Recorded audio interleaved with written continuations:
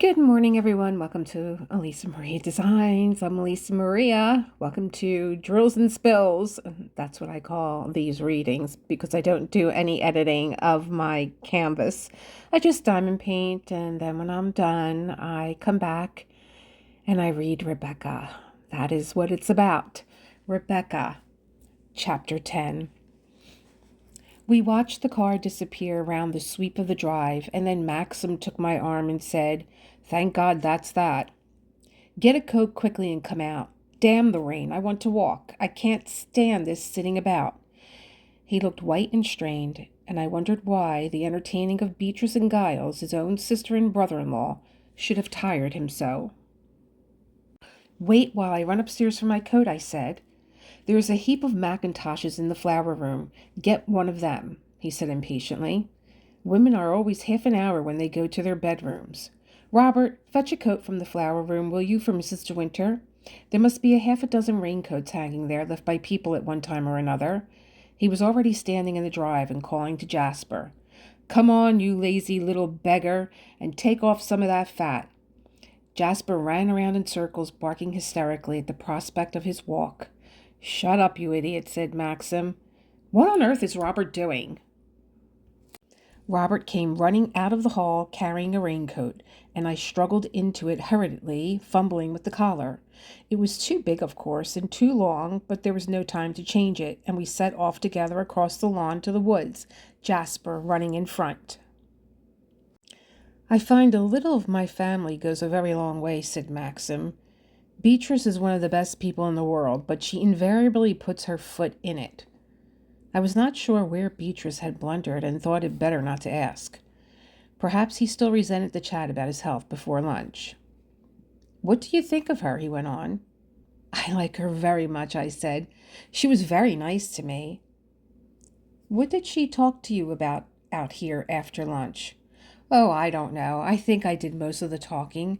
I was telling her about Mrs. Van Hopper and how you and I met and all that. She said I was quite different to what she expected." "What the devil did she expect?" "Someone much smarter, more sophisticated, I imagine. A social butterfly," she said. Maxim did not answer for a moment. He bent down and threw a stick for Jasper. "Beatrice can sometimes be infernally unintelligent," he said. We climbed the grass bank above the lawns and plunged into the woods. The trees grow very close together, and it was dark. We trod upon broken twigs and last year's leaves, and here and there the fresh green stubble of the young bracken and the shoots of the bluebells soon to blossom. Jasper was silent now, his nose to the ground. I took Maxim's arm. "Do you like my hair?" I said. He stared down at me in astonishment. "Your hair?" he said. "Why on earth do you ask? Of course I like it. What's the matter with it?" "Oh, nothing. I just wondered." "How funny you are." We came to a clearing in the woods, and there were two paths going in opposite directions. Jasper took the right-hand path without hesitation. "Not that way," called Maxim. "Come on, old chap." "Why does he want to go that way?" I asked. "I suppose he's used to it," said Maxim briefly. "It leads to a small cove where we used to keep a boat." "Come on, Jasper, old man." We turned into the left-hand path, not saying anything, and presently I looked over my shoulder and saw that Jasper was following us. "This brings us to the valley I told you about," said Maxim, "and you shall smell the azaleas. Never mind the rain. It will bring out the scent." He seemed all right again now, happy and cheerful, the Maxim I knew and loved, and he began talking about Frank Crawley and what a good fellow he was, so thorough and reliable and devoted to Manderley. This is better, I thought. This is like it was in Italy, and I smiled up at him, squeezing his arm, relieved that the odd, strained look on his face had passed away. And while I said yes, and really, and fancy, darling, my thoughts wandered back to Beatrice, wondering why her presence should have disturbed him, what she had done, and I thought, too, of all she had said about his temper, how he lost it. She told me about once or twice a year. She must know him, of course. She was his sister. But it was not what I had thought. It was not my idea of Maxim. I could see him moody, difficult, irritable perhaps, but not angry as she had inferred, not passionate. Perhaps she had exaggerated. People very often were wrong about their relatives. "There," said Maxim suddenly. "Take a look at that."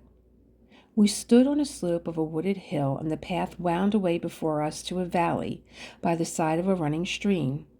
There were no dark trees here, no tangled undergrowth, but on either side of the narrow path stood azaleas and rhododendrons, not blood-colored like the giants in the drive, but salmon, white and gold, things of beauty and of grace, drooping their lovely delicate heads in the soft summer rain. The air was full of their scent, sweet and heady, and it seemed to me as though their very essence had mingled with the running waters of the stream, and had become one with the falling rain and the tumbling of the little stream and quiet rain. When Maxim spoke, his voice was hushed too, gentle and low, as if he had no wish to break up the silence. "We call it Happy Valley," he said. We stood quite still, not speaking, looking down upon the clear white faces of the flowers closest to us, and Maxim stooped and picked up a fallen petal and gave it to me. It was crushed and bruised and turning brown at the curled edge, but as I rubbed it across my hand, the scent rose to me, sweet and strong, vivid as the living tree from which it came. Then the birds began. First the blackbird, his note clear and cool above the running stream, and after a moment he had answer from his fellow hidden in the woods behind us, and soon the still air about us was made turbulent with song, pursuing us as we wandered down into the valley, and the fragrance of the white petals followed us too. It was disturbing, like in an enchanted place. I had not thought it could be as beautiful as this. The sky now, overcast and sullen, so changed from the early afternoon, and the steady, insistent rain could not disturb the soft quietude of the valley. The rain and the rivulet mingled with one another, and the liquid note of the blackbird fell upon the damp air in harmony with them both. I brushed the dripping heads of the azaleas as I passed, so close they grew together, bordering the path. Little drops of water fell onto my hands from the soaked petals. There were petals at my feet, too, brown and sodden, bearing their scent upon them still, and a richer, older scent as well, the smell of deep moss and bitter earth, the stems of bracken, and the twisted buried roots of trees. I held Maxim's hand and had not spoken. The spell of the happy valley was upon me. This at last was the core of Manderley, the Manderley I would know and learn to love. The first drive was forgotten, the black, herded woods, the glaring rhododendrons, luscious and overproud. And the vast house, too, the silence of that echoing hall, the uneasy stillness of the west wing, wrapped in dust sheets. There I was, as an interloper, wandering in rooms that I did not know, sitting at a desk and in a chair that was not mine. Here it was different. The happy valley knew no trespassers. We came to the end of the path, and the flowers formed an archway above our heads. We bent down, passing underneath, and when I stood straight again, brushing the raindrops from my hair, I saw that the valley was behind us, and the azaleas and the trees, and, as Maxim had described to me that afternoon many weeks ago in Monte Carlo, we were standing in a little narrow cove, the shingle hard and white under our feet, and the sea was breaking on the shore beyond us. Maxim smiled down at me, watching the bewilderment on my face. "It's a shock, isn't it?" he said. "No one ever expects it. The contrast is too sudden, it almost hurts." He picked up a stone and flung it across the beach for Jasper. "Fetch it, good man," and Jasper streaked away, search of the stone, his long black ears flapping in the wind. The enchantment was no more. The spell was broken.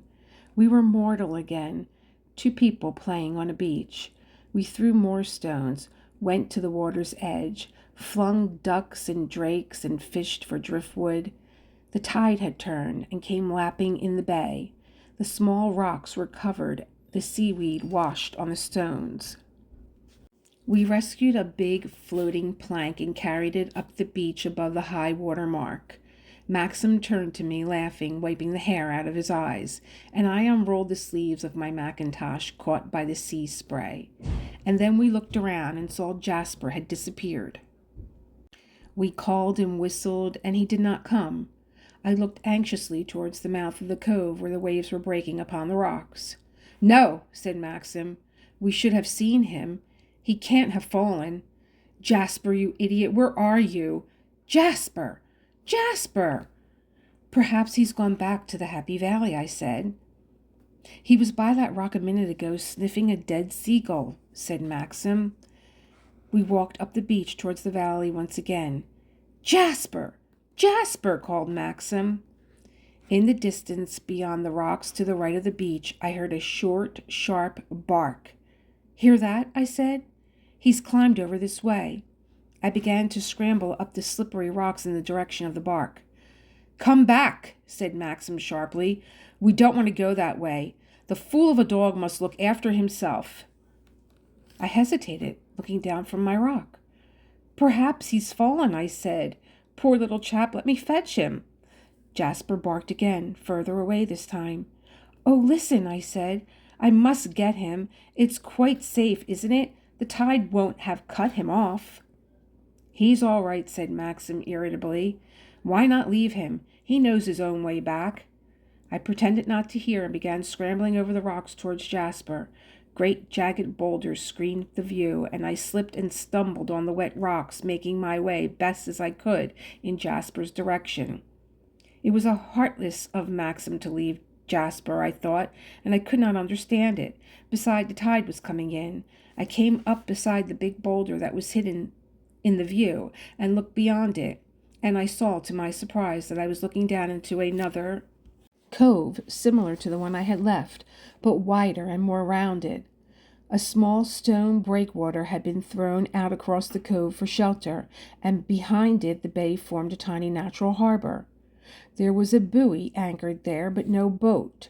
The beach in the cove was white shingle, like the one behind me, but steeper, shelving suddenly to the sea. The woods came right down to the tangle of seaweed marking high water, encroaching almost to the rocks themselves, and at the fringe of the woods was a long, low building, half cottage, half boathouse, built of the same stone as the breakwater. There was a man on the beach, a fisherman perhaps, in long boots, and Jasper was barking at him, running around him in circles, darting at his boots. The man took no notice. He was bending down and scraping in the shingle. "Jasper!" I shouted. "Jasper, come here!" The dog looked up, wagging his tail, but he did not obey me. He went on baiting the solitary figure on the beach. I looked over my shoulder. There was still no sign of Maxim. I climbed down over the rocks to the beach below. My feet made a crunching noise across the shingle, and the man looked up at the sound. I saw then that he had a small slit eyes of an idiot, and the red, wet mouth. He smiled at me, showing toothless gums. "G'day," he said. "Dirty, ain't it?" "Good afternoon," I said. "No, I'm afraid it's not very nice weather." He watched me with interest, smiling all the while. "Diggin' for shell?" he said. "No shell here. Been diggin' since forenoon." "Oh," I said, "I'm sorry you can't find any." "That's right," he said. "No shell here." "Come on, Jasper," I said. "It's getting late. Come on, old boy." But Jasper was in an infuriating mood. Perhaps the wind and sea had gone to his head, for he backed away from me, barking stupidly, and began racing around the beach after nothing at all. I saw he would never follow me, and I had no lead. I turned to the man who had bent down again to his futile digging. "Have you got any string?" I said. "Eh?" he said. "Have you got any string?" I repeated. "No shell here," he said, shaking his head. Been digging since forenoon." He nodded his head at me and wiped his pale blue, watery eyes. "I want something to tie the dog," I said. "He won't follow me." "Eh?" he said, and he smiled his poor idiot smile. "All right," I said. "It doesn't matter." He looked at me uncertainly and then leant forward and poked me in the chest. "I know that dog," he said. "He comes from the house." "Yes," I said. "I want him to come back with me now." "He's not yourn," he said. "He's Mr. De Winter's dog," I said gently, "and I want to take him back to the house." "Eh?" he said. I called Jasper once more, but he was chasing a feather blown by the wind. I wondered if there was any string in the boathouse, and I walked up the beach towards it. There must have been a garden once, but now the grass was long and overgrown, crowded with nettles. The windows were boarded up. No doubt the door was locked, and I lifted the latch without much hope. To my surprise, it opened after the first stiffness, and I went inside, bending my head because of the low door. I expected to find the usual boat store, dirty and dusty with disuse, ropes and blocks and oars upon the floor. The dust was there, and the dirt too in places, but there were no ropes or blocks. The room was furnished and ran the whole length of the cottage. There was a desk in the corner, a table and chairs, and a bed sofa pushed against the wall. There was a dresser, too, with cups and plates, bookshelves, the books inside them, and models of ships standing on the top of the shelves. For a moment, I thought it must be inhabited. Perhaps the poor man on the beach lived here. But I looked around me again and saw no sign of recent occupation. That rusted grate knew no fire, this dusty floor no footsteps, and the china there on the dresser was a blue spotted with the damp. There was a queer, musty smell about the place. Cobwebs spun threads upon the ship's models, making their own ghostly rigging. No one lived here. No one came here. The door had creaked on its own hinges when I had opened it. The rain pattered on the roof with a hollow sound and tapped upon the boarded windows. The fabric of the sofa bed had been nibbled by mice or rats. I could see the jagged holes and the frayed edges. It was damp in the cottage, damp and chill, dark and oppressive. I did not like it. I had no wish to stay there. I hated the hollow sound of the rain pattering on the roof. It seemed to echo in the room itself, and I heard the water dripping too into the rusted grate. I looked about me for some string. There was nothing that would serve my purpose, nothing at all. There was another door at the end of the room, and I went into it and opened it, a little fearful now, a little afraid, for I had that odd, uneasy feeling that I might come upon something unawares that I had no wish to see, something that might harm me, that might be horrible. It was nonsense, of course, and I opened the door. It was only a boat store after all.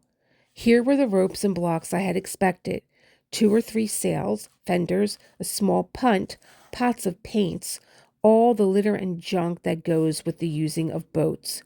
A ball of twine lay on the shelf, a rusted clasp knife beside it. This would be all I needed for Jasper. I opened the knife and cut a length of twine and came back into the room again. The rain still fell upon the roof and into the grate. I came out of the cottage hurriedly, not looking behind me, not trying to see the torn sofa and the mill-weed china, the spun cobwebs on the model ships, and so through the creaking gate and on to the white beach. The man was not digging any more.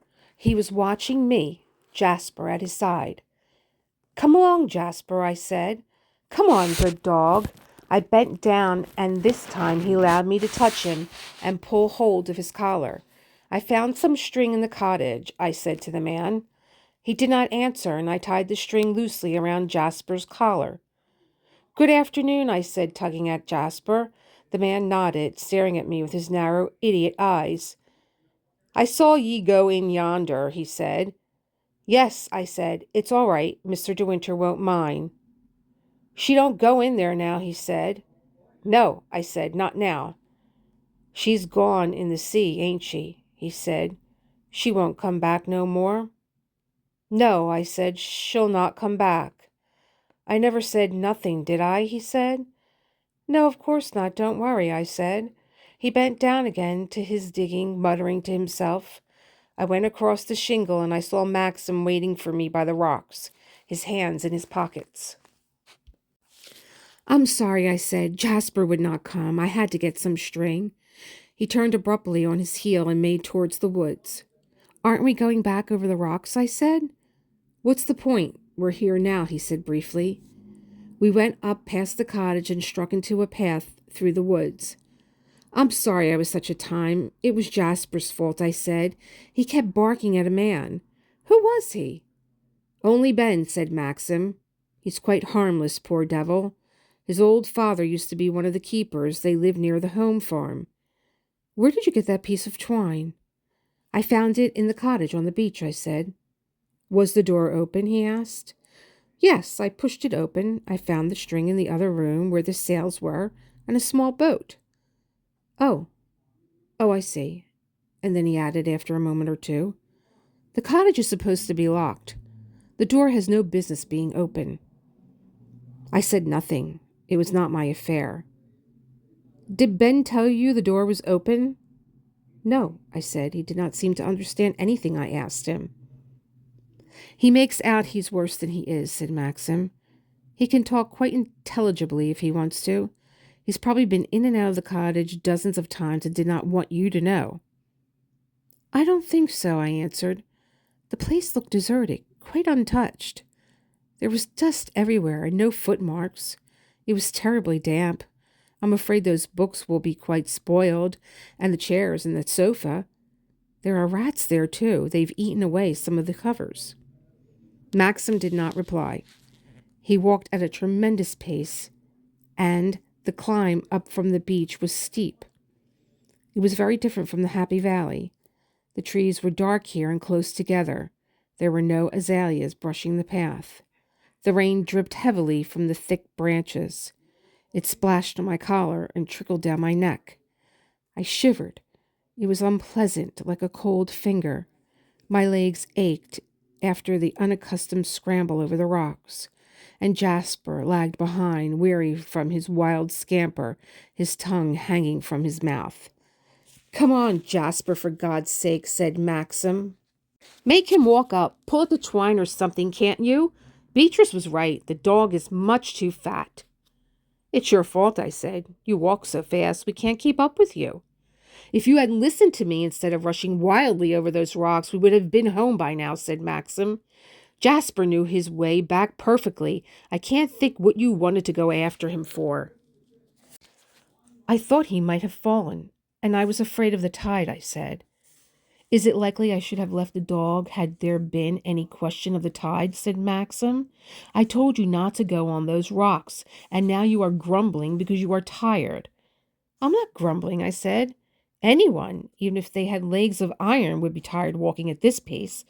I thought you would come with me when I went after Jasper anyway, instead of staying behind. Why should I exhaust myself careering after the damn dog, he said. It was no more exhausting careering after Jasper on the rocks than it was careering after driftwood on the beach, I answered. You just say that because you have not any other excuse. My good child, what am I supposed to excuse myself about? Oh, I don't know, I said wearily. Let's stop this. Not at all. You began it. What do you mean by saying I was trying to find an excuse? Excuse for what? Excuse for not having come with me over the rocks, I suppose. Well, and why do you think I did not want to cross to the other beach? Oh, Maxim, how should I know? I'm not a thought reader. I know you did not want to, that's all. I could see it in your face. See what in my face? I've already told you. I could see you did not want to go. Oh, do let's have an end to it. I'm sick to death of this subject. All women say that when they've lost an argument. All right, I did not want to go to the other beach. Will that please you? I never go near the bloody place or that goddamn cottage. And if you had my memories, you would not want to go there either, or talk about it, or even think about it. There. You can digest that if you like, and I hope it satisfies you. His face was white, and his eyes strained and wretched with that dark, lost look they had when I first met him. I put out my hand to him. I took hold of his, holding it tight. "Please, Maxim. Please," I said. "What's the matter?" he said roughly. "I don't want you to look like that," I said. "It hurts too much. Please, Maxim, let's forget all we said. A futile, silly argument. I'm sorry, darling. I'm sorry. Please, let everything be all right." "We ought to have stayed in Italy," he said. "We ought never to have come back to Manderley. Oh, God, what a fool I was to come back." He brushed through the trees impatiently, striding even faster than before, and I had to run to keep pace with him, catching my breath, tears very near the surface, dragging poor Jasper after me on the end of his string. At last we came to the top of the path, and I saw its fellow branching left to the happy valley. We had climbed the path then that Jasper had wished to take at the beginning of the afternoon. I knew now why Jasper had turned to it. It led to the beach he knew best and the cottage. It was his old routine. We came out to the lawns and went across them to the house without a word. Maxim's face was hard with no expression. He went straight into the hall and on to the library without looking at me. Frith was in the hall. "We want tea at once," said Maxim, and he shut the library door. I fought to keep back my tears. Frith must not see them. He would think we had been quarreling, and he would go to the servants' hall and say to them all, "Mrs. De Winter was crying in the hall just now. It looks as though things are not going very well." I turned away so Frith should not see my face. He came towards me, though. He began to help me off with my mackintosh. "I'll put your raincoat away for you in the flower room, madam," he said. "Thank you, Frith," I replied, my face still away from him. "Not a very pleasant afternoon for a walk, I fear, madam." "No," I said. "No, it was not very nice." "Your handkerchief, madam," he said, picking up something that had fallen on the floor. "Thank you," I said, putting it in my pocket. I was wondering whether to go upstairs or whether to follow Maxim to the library. Frith took the coat to the flower room. I stood there, hesitating, biting my nails. Frith came back again. He looked surprised to see me still there. "There is a good fire in the library now, madam." "Thank you, Frith," I said. I walked slowly across the hall to the library. I opened the door and went in. Maxim was sitting in his chair, Jasper at his feet, the old dog in her basket. Maxim was not reading the paper, though it lay on the arm of the chair beside him. I went and knelt down by his side and put my face close to his. "Don't be angry with me any more," I whispered. He took my face in his hands and looked down at me with his tired, strained eyes. "I'm not angry with you," he said. "Yes," I said. "I've made you unhappy. It's the same as making you angry. You're all wounded and hurt and torn inside. I can't bear to see you like this. I love you so much." "Do you? Do you?" He held me very tight, and his eyes questioned me, dark and uncertain, the eyes of a child in pain, a child in fear. "What is it, darling?" I said. "Why do you look like that?" I heard the door open before he could answer, and I sank back on my heels, pretending to reach for a log to throw on the fire, while Frith came into the room, followed by Robert, and the ritual of our tea began. The performance of the day before was repeated, the placing of the table, the laying of the snow-white cloth, the putting down of cakes and crumpets, the silver kettle of hot water placed on its own little flame, while Jasper, wagging his tail, his ears stretched back in anticipation, watched my face. 5 minutes must have passed before we were alone again, and when I looked at Maxim, I saw the color had come back into his face. The tired, lost look was gone, and he was reaching for a sandwich. "Having all that crowd to lunch was the trouble," he said. "Poor old Beatrice always does rub me up the wrong way. We used to scrap like dogs as children. I'm so fond of her too, bless her. Such a relief, though, that they don't live too near. Which reminds me, we'll have to go over and see Granny sometime. Pour out my tea, sweetheart, and forgive me for being a bear to you. It was over then. The episode was finished. We must not speak of it again. He smiled at me over his cup of tea, and then reached for the newspaper on the arm of his chair. The smile was my reward, like a pat on the head to Jasper. Good dog, then. Lie down. Don't worry me any more. I was Jasper again. I was back where I had been before. I took a piece of crumpet and divided it between the two dogs. I did not want it myself. I was not hungry. I felt very weary now, very tired in a dull, spent way. I looked at Maxim, but he was reading his paper. He had folded it over to another page. My fingers were messy with the butter from the crumpet, and I felt in my pocket for a handkerchief. I drew it out, a tiny scrap of a thing, lace-edged. I stared at it, frowning, for it was not mine. I remembered then that Frith had picked it up from the stone floor of the hall. It must have fallen out of the pocket in the mackintosh. I turned it over in my hand. It was grubby.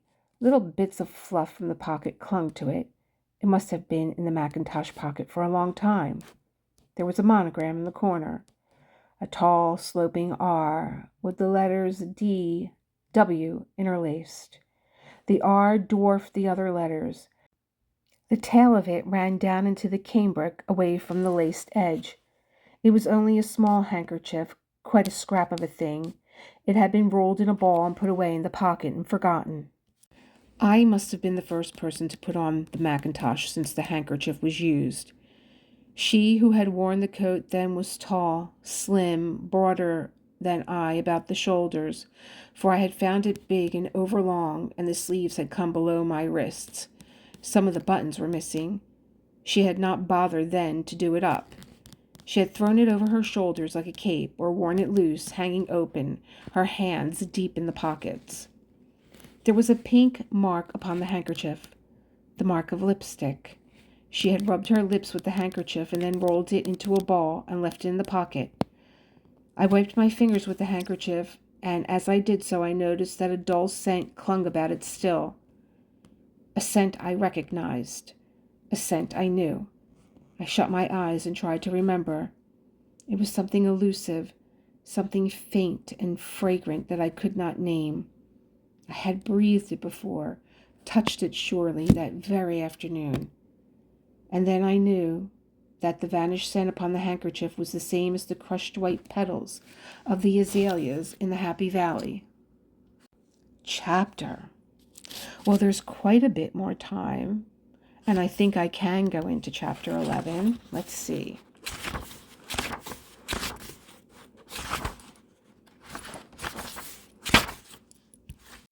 Yes, it is about the same as chapter 10. And what did you think of chapter 10? I was a little startled that our unnamed narrator seems to have found her voice. I was really pleasantly surprised to see her come back at Maxim for the way that he was acting, which, of course, now we know that Rebecca was down there and he wished to avoid it. He wished to avoid that part of the beach, that part of the cottage. And he's wishing that he never came back to Manderley and stayed in Italy.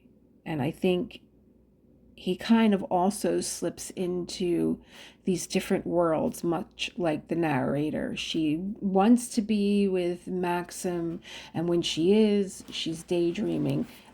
But here she was not daydreaming. Here she was very much present, walking through Happy Valley and just taking it all in, the sight and the scent. And even he was saying, what a contrast it is and how quiet and peaceful. It just was such a lovely read.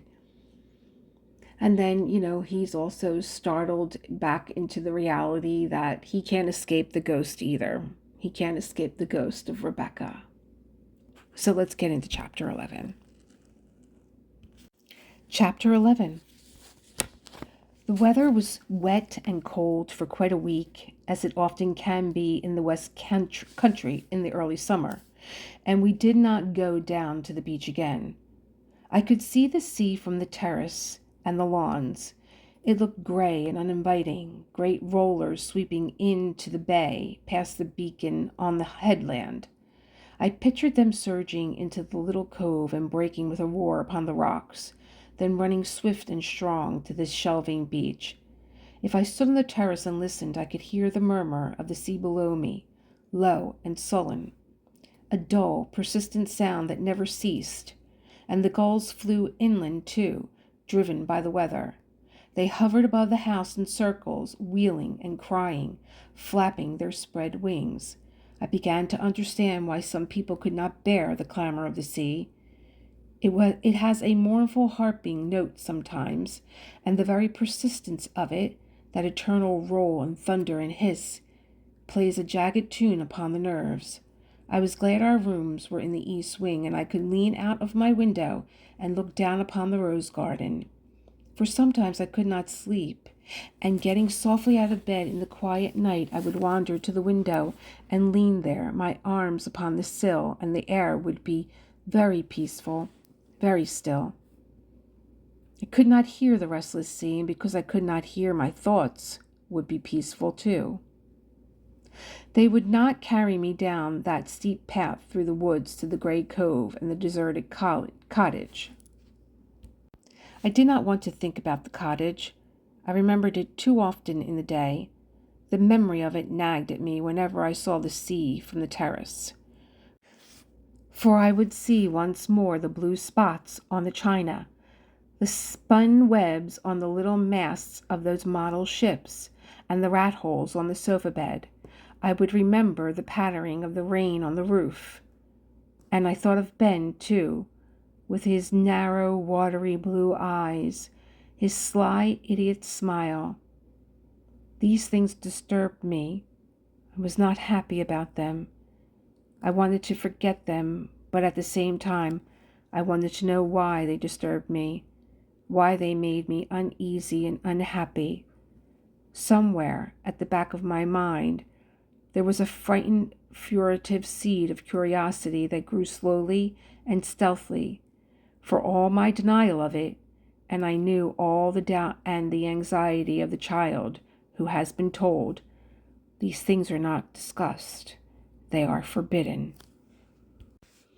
I could not forget the white, lost look in Maxim's eyes when we came up the path through the woods, and I could not forget his words. Oh God, what a fool I was to come back. It was all my fault, because I had gone down into the bay. I had opened up a road into the past again, and although Maxim had recovered and was himself again, and we lived our lives together, sleeping, eating, walking, writing letters, driving to the village, working hour by hour through our day, I knew there was a barrier between us because of it. He walked alone on the other side, and I must not come to him, and I became nervous and fearful that some heedless word, some turn in a careless conversation should bring that expression back to his eyes again.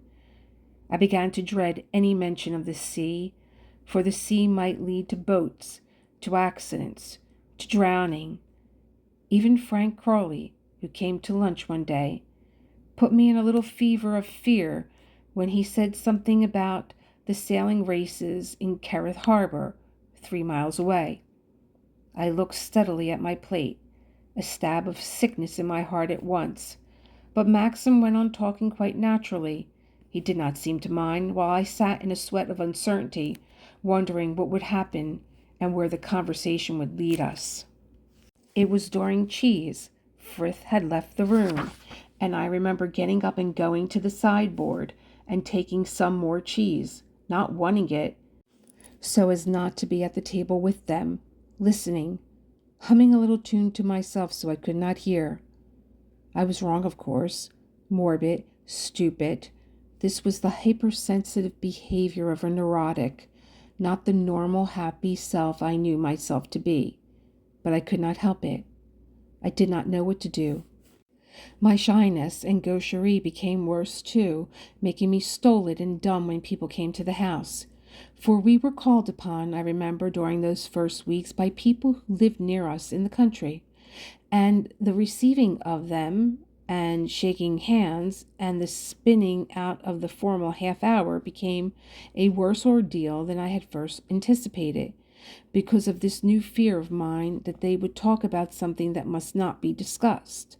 The agony of those wheels on the drive, of that pealing bell, of my own first wild rush for flight to my own room, the scrambled dab of powder on my nose, the hasty comb through my hair, and then the inevitable knock on the door and the entrance of the cards on a silver salver.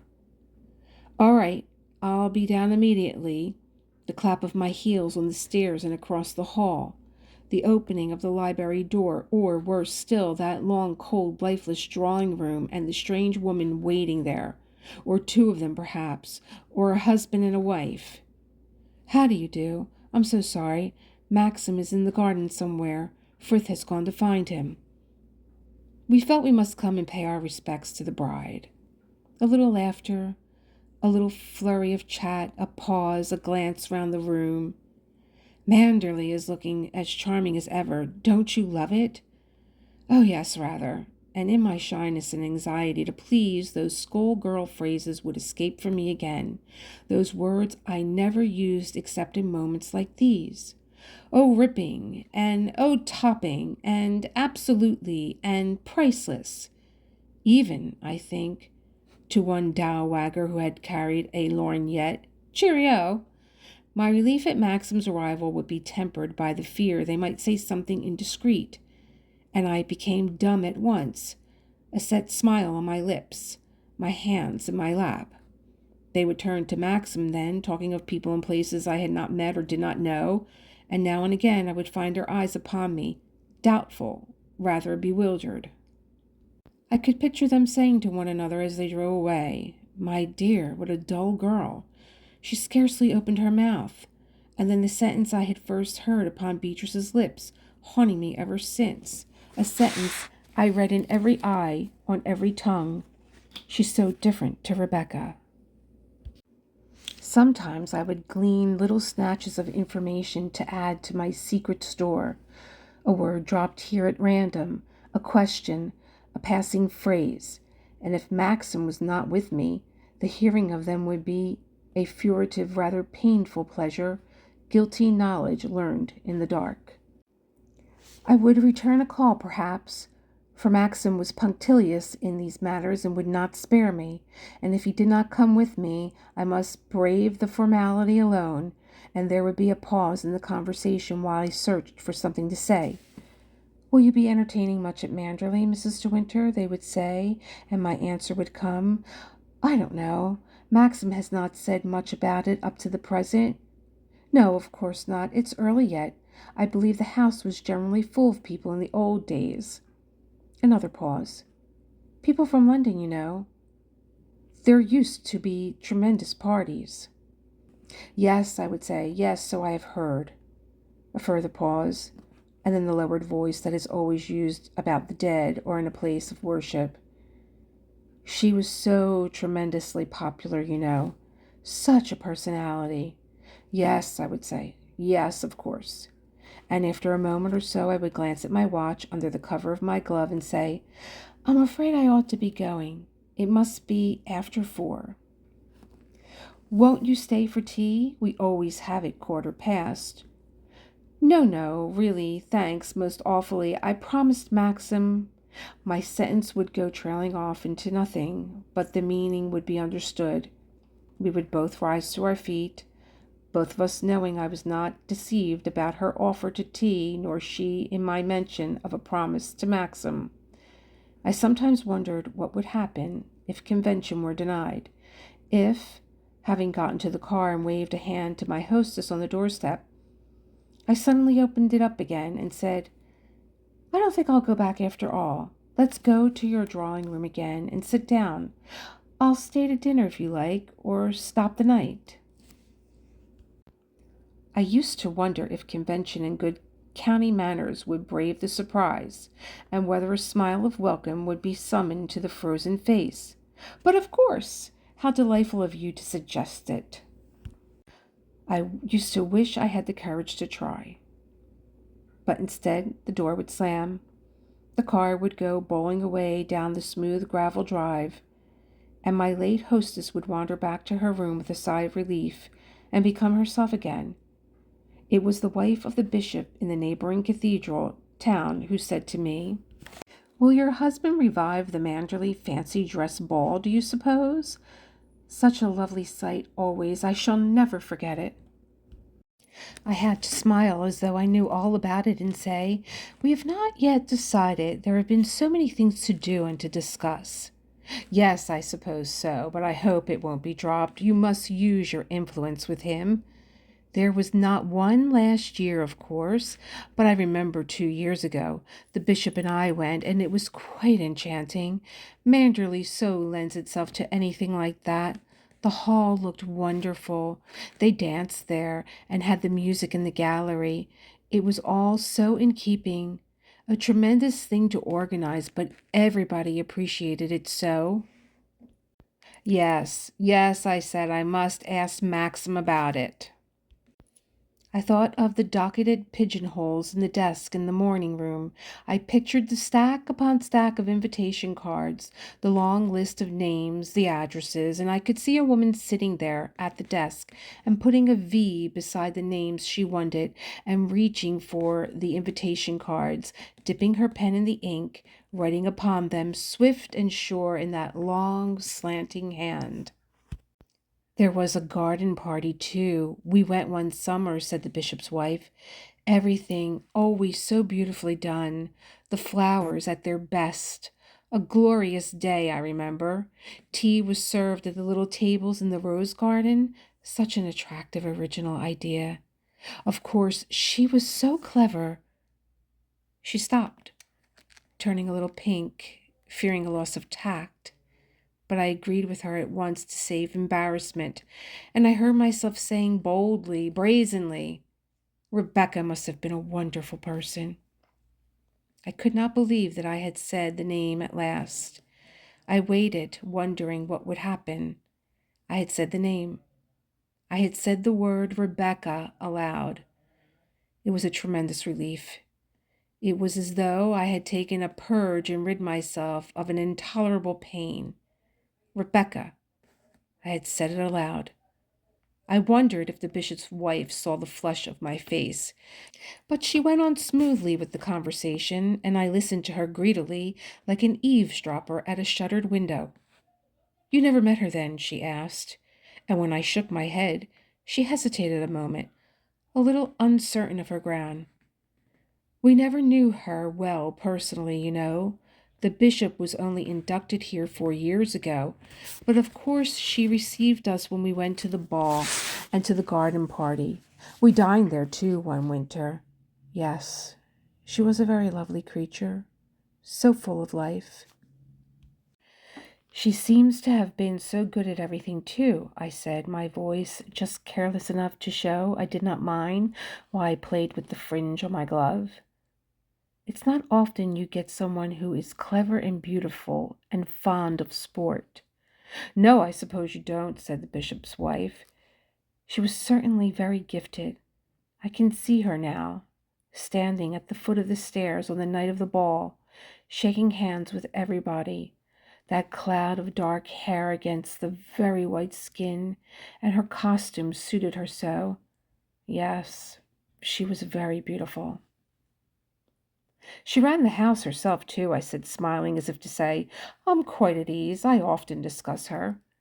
Must have taken a lot of time and thought. I'm afraid I leave it to the housekeeper."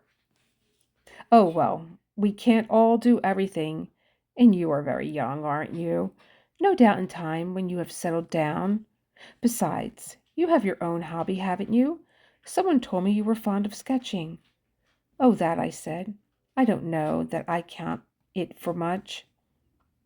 "It's a nice little talent to have," said the bishop's wife. "It's not everyone that can sketch. You must not drop it. Manderley must be full of pretty spots to sketch." Yes, I said. Yes, I suppose so, depressed by her words. Having a sudden vision of myself wandering across the lawns with a camp stool and a box of pencils under one arm, and my little talent, as she described it, under the other. It sounded like a pet disease. Do you play any games? Do you ride or shoot? She asked. No, I said. I don't do anything like that. I'm fond of walking, I added, as a wretched anticlimax. The best exercise in the world, she said briskly. The bishop and I walk a lot. I wondered if he went round and round the cathedral in his shovel hat and his gaiters, with her arm on his. She began to talk about a walking holiday they had taken once, years ago, in the Pennines, how they had done an average of 20 miles a day, and I nodded my head, smiling politely, wondering about the Pennines, thinking they were something like the Andes, remembering afterwards they were that chain of hills marked with a furry line in the middle of a pink England on my school atlas, and he all the time in his hat and gaiters. The inevitable pause, the glance at the watch unnecessary, as her drawing-room clock chimed 4 in shrill tones, and my rise from the chair. I'm so glad I found you in. I hope you will come and see us. We should love to. The bishop is always so busy, alas. But remember me to your husband, and be sure to ask him to revive the ball. Yes, indeed I will. Lying, pretending. I knew all about it, and in the car going home I sat in my corner, biting my thumbnail, seeing the great hall at Manderley, thronged with people in fancy dress, the chatter, hum, and laughter of the moving crowd, the musicians in the gallery, supper in the drawing-room probably, long buffet tables against the wall, and I could see Maxim standing at the foot of the stairs, laughing, shaking hands, turning to someone who stood by his side, tall and slim, with dark hair. Said the bishop's wife, dark hair against a white face, someone whose quick eyes saw to the comfort of her guests, who gave an order over her shoulder to a servant, someone who was never awkward, never without grace, who, when she danced, left a stab of perfume in the air like a white azalea. Will you be entertaining much at Manderley, Mrs. De Winter? I heard the voice again, suggestive, rather inquisitive, in the voice of that woman I had called upon who lived the other side of Kerrith, and I saw her eye, too, dubious, considering, taking in my clothes from top to toe, wondering with that swift downward glance given to all brides if I was going to have a baby. I did not want to see her again. I did not want to see any of them again. They only came to call at Manderley because they were curious and prying. They liked to criticize my looks, my manners, my figure. They liked to watch how Maxim and I behaved to each other, whether we seemed fond of one another, so that they could go back afterwards and discuss us, saying, "Very different from the old days." They came because they wanted to compare me to Rebecca. I would not return these calls any more, I decided. I should tell Maxim so. I did not mind if they thought me rude and ungracious. It would give them more to criticize, more to discuss. They could say I was ill-bred. I'm not surprised, they would say. After all, who was she? And then a laugh and a shrug of a shoulder. My dear, don't you know? He picked her up in Monte Carlo or somewhere. She hadn't a penny. She was a companion to some old woman. More laughter, more lifting of the eyebrows. Nonsense, not really. How extraordinary men are. Maxim, of all people, who was so fastidious. How could he, after Rebecca?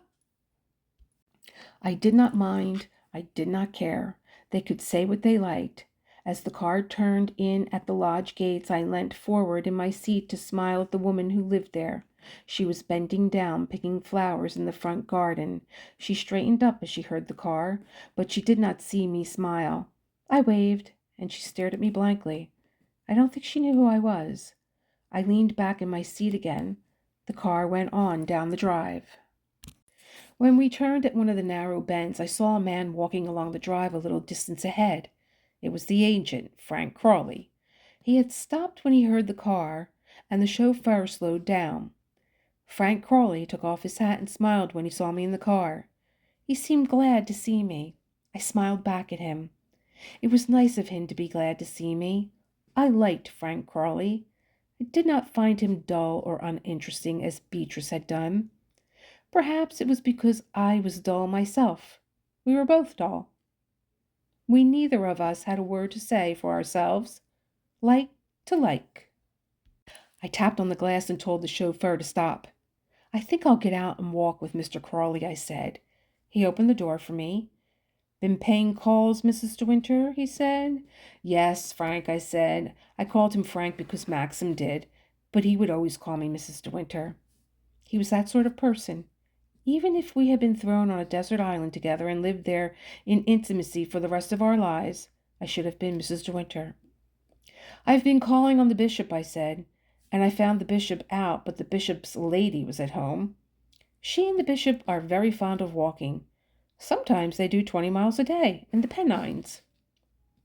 I don't know that part of the world, said Frank Crawley. They say the country round is very fine.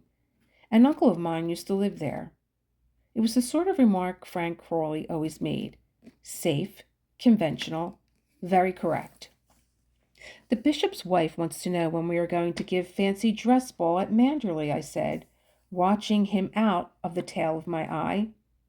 She came to the last one, she said, and enjoyed it very much. I did not know you have a fancy dress dances here, Frank. He hesitated a moment before replying. He looked a little troubled. Oh, yes, he said after a moment. The Manderley ball was generally an annual affair. Everyone in the county came. A lot of people from London, too. Quite a big show. It must have taken a lot of organization, I said. Yes, he said. I suppose, I said carelessly, Rebecca did most of it. I looked straight ahead of me along the drive, but I could see his face was turning towards me as though he wished to read my expression. We all of us worked pretty hard, he said quietly. There was a funny reserve in his manner as he said this, a certain shyness that reminded me of my own. I wondered suddenly if he had been in love with Rebecca. His voice was the sort of voice I should have used in his circumstances had this been so. The idea opened up a new field of possibilities. Frank Crawley being so shy, so dull. He would never have told anyone, least of all Rebecca. I'm afraid I should not be much use if we have a dance, I said. I'm no earthly use at organizing anything. There would be no need for you to do anything, he said. You would just be yourself and look decorative.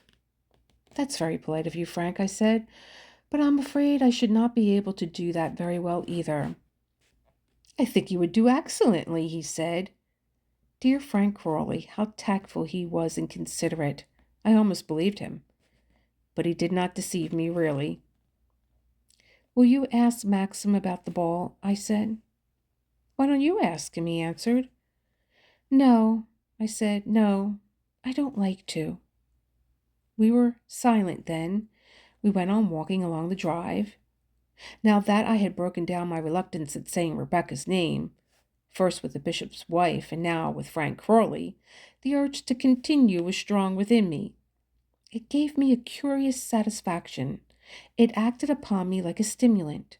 I knew that in a moment or two I should have to say it again. I was down on one of the beaches the other day, I said, the one with the breakwater. Jasper was being infuriating. He kept barking at the poor man with the idiot's eyes. You must mean Ben, said Frank, his voice quite easy now. He always potters about the shore. He's quite a nice fellow. You need never be frightened of him. He would not hurt a fly. Oh, I wasn't frightened, I said. I waited a moment, humming a tune to give me confidence. I'm afraid that cottage place is going to rack and ruin, I said lightly. I had to go in to find a piece of string or something to tie up Jasper. The china is mouldy and the books are being ruined. Why isn't something being done about it? It seems such a pity. I knew he would not answer at once. He bent down to tie up his shoelace. I pretended to examine a leaf on one of the shrubs. I think if Maxim wanted anything done, he would tell me, he said, still fumbling with his shoe. Are they all Rebecca's things? I asked. Yes, he said. I threw the leaf away and picked another, turning it over in my hands. What did she use the cottage for? I asked. It looked quite furnished. I thought from the outside it was just a boathouse. It was a boathouse originally, he said, his voice constrained again, difficult, the voice of someone who is uncomfortable about his subject. Then she converted it like that, had furniture put in China. I thought it funny the way he called her she. He did not say Rebecca or Mrs. De Winter, as I expected him to do. Did she use it a great deal? I asked. Yes, she did. Moonlight picnics and one thing and another. We were walking again side by side, I still humming my little tune. How jolly, I said brightly. Moonlight picnics must be great fun. Did you ever go to them? Once or twice, he said. I pretended not to notice his manner, how quiet it had become, how reluctant to speak about these things. Why is the buoy there in the little harbor place? I said. The boat used to be moored there, he said. What boat? Her boat. A strange sort of excitement was upon me. I had to go on with my questions. He did not want to talk about it, I knew that, but although I was sorry for him and shocked at my own self, I had to continue. I could not be silent. What happened to it? I said. Was that the boat she was sailing when she was drowned? Yes, he said quietly. It capsized and sank. She was washed overboard. What sort of size boat was it? I asked. About 3 tons. It had a little cabin.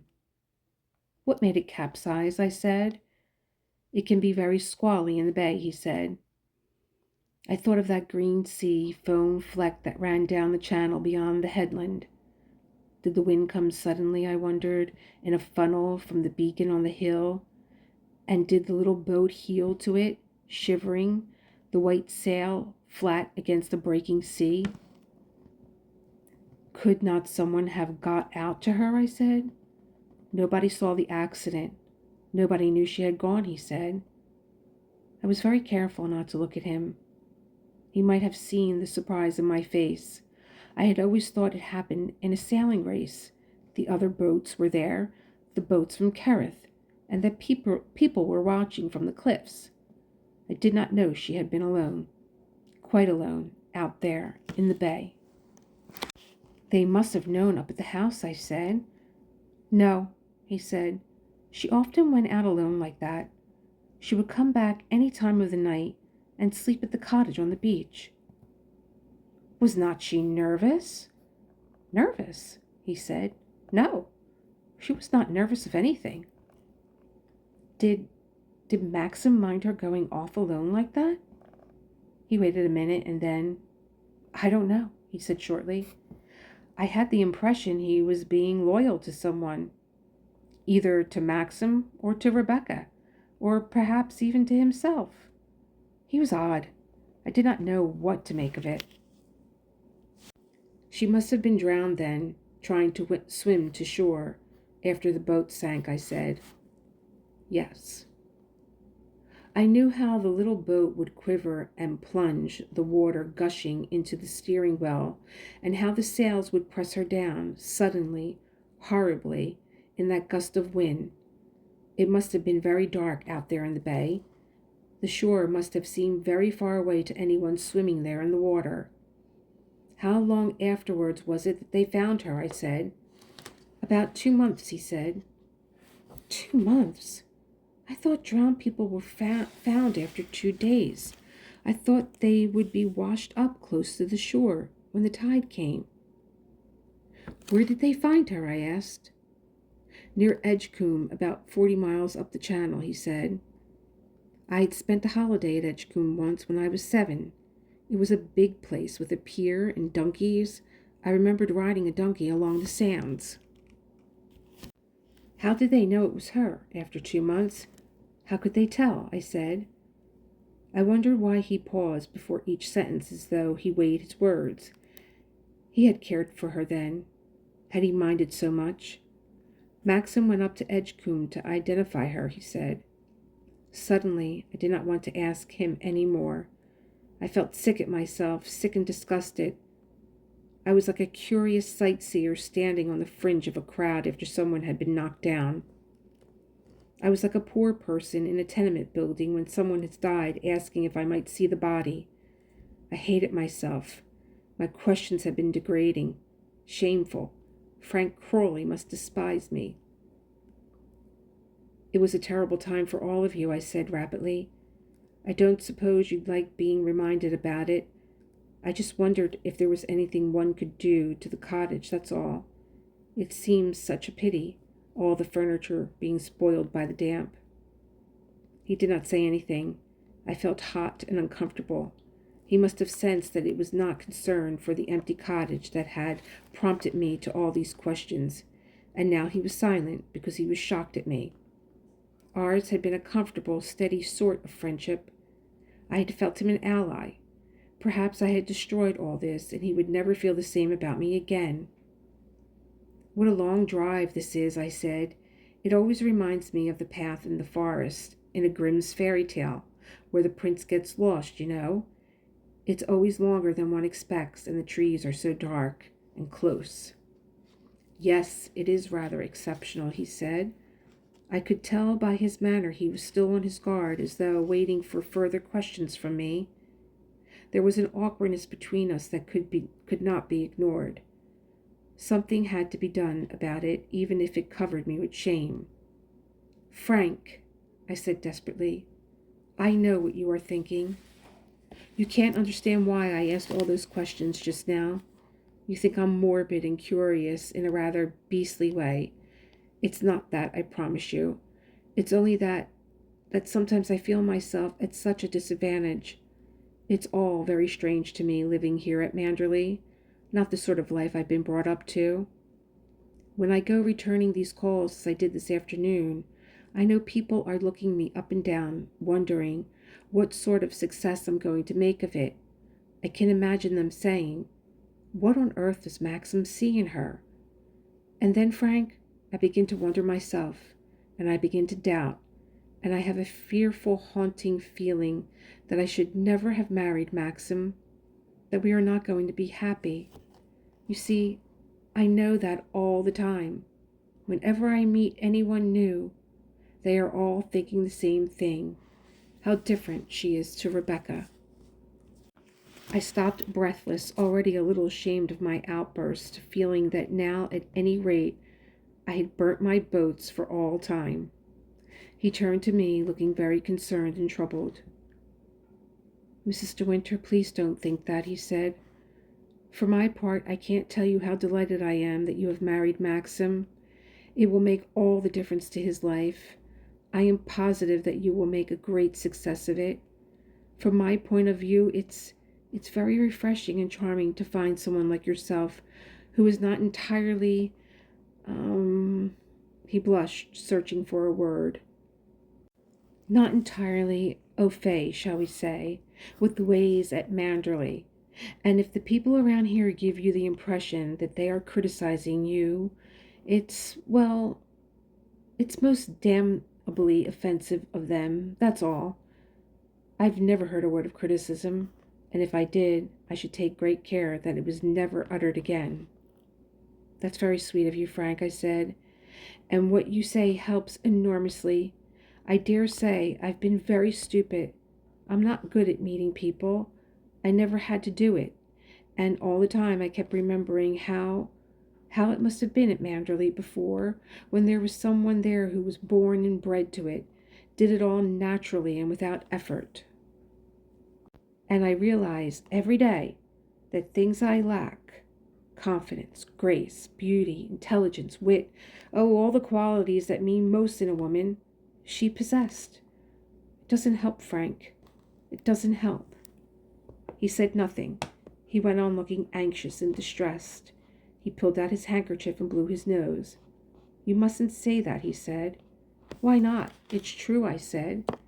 "You have qualities that are just as important, far more so, in fact." "It's perhaps cheek of me to say so. I don't know you very well. I'm a bachelor. I don't know very much about women. I lead a quiet sort of life down here at Manderley, as you know.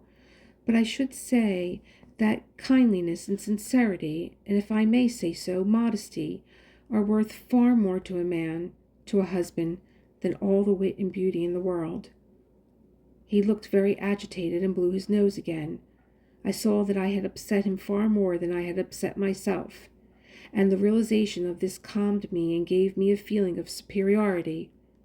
I wondered why he was making such a fuss. After all, I had not said so very much. I had only confessed my sense of insecurity, following as I did upon Rebecca, and she must have had these qualities that he presented to me as mine. She must have been kind and sincere with all her friends, her boundless popularity. I was not sure what he meant by modesty. It was a word I had never understood. I always imagined it had something to do with meeting people in a passage on the way to the bathroom. Poor Frank. And Beatrice had called him a dull man with never a word to say for himself. "Well," I said, rather embarrassed. "Well, I don't know about all that. I don't think I'm very kind, or particularly sincere, and as for being modest, I don't think I've ever had much of a chance to be anything else. It was not very modest, of course, being hurried like that down in Monte Carlo and being alone there in that hotel beforehand, but perhaps you don't count that?" "My dear Mrs. De Winter, you don't think I imagined for one moment that your meeting down there was not entirely above board," he said in a low voice. "No, of course not," I said gravely. Dear Frank, I think I had shocked him. What a Frankish expression, too, above board. It made one think immediately of the sort of things that would happen below board. "I'm sure," he began and hesitated, his expression still troubled. "I'm sure that Maxim would be very worried, very distressed, if he knew how you felt. I don't think he can have any idea of it." "You won't tell him," I said hastily. "No, naturally not. What do you take me for? But you see, Mrs. De Winter, I know Maxim pretty well, and I've seen him through many moods.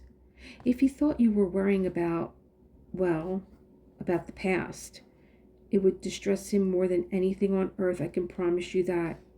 He's looking very well, very fit, but Mrs. Lacey was quite right the other day when she said he had been on the verge of a breakdown last year, that it was tactless of her to say so in front of him. That's why you are so good for him. You are fresh and young and sensible. You have nothing to do with all that time that is gone. Forget it, Mrs. De Winter, forget it, as he has done, thank heaven, and the rest of us. We none of us want to bring back the past, Maxim least of all. And it's up to you, to lead us away from it, not to take us back there again." He was right. Of course he was right. Dear good Frank, my friend, my ally, I had been selfish and hypersensitive, a martyr to my own inferiority complex. "I ought to have told you all this before," I said. "I wish you had," he said. "I might have spared you some worry." "I feel happier," I said, "much happier. And I've got you for my friend, whatever happens, haven't I, Frank?" "Yes, indeed," he said. We were out of the dark wooded drive into the light again. The rhododendrons were upon us. Their hour would soon be over. Already they looked a little overblown, a little faded. Next month the petals would fall one by one from the great faces, and the gardeners would come and sweep them away. Theirs was a brief beauty, not lasting very long. "Frank," I said, "before we put an end to this conversation forever, let's say, Will you promise to answer me one more thing quite truthfully?" He paused, looking at me a little suspiciously. "That's not quite fair," he said. "You might ask me something that I should not be able to answer, something quite impossible." "No," I said. "It's not that sort of question. It's not intimate or personal or anything like that." "Very well, I'll do my best," he said. We came round the sweep of the drive, and Manderley was before us, serene and peaceful in the hollow of the lawns, surprising me as it always did, with its perfect symmetry and grace, its great simplicity. The sunlight flickered on the maligned windows, and there was a soft rusted glow about the stone walls where the lyncheon clung. A thin column of smoke curled from the library chimney. I bit my thumbnail, watching Frank out of the tail of my eye. "Tell me," I said, my voice casual, not caring a bit. "Tell me, was Rebecca very beautiful?" Frank waited a moment. I could not see his face. He was looking away from me towards the house. "Yes," he said slowly. "Yes, I suppose she was the most beautiful creature I had ever saw in my life." We went up the steps, then to the hall, and I rang the bell for tea. Chapter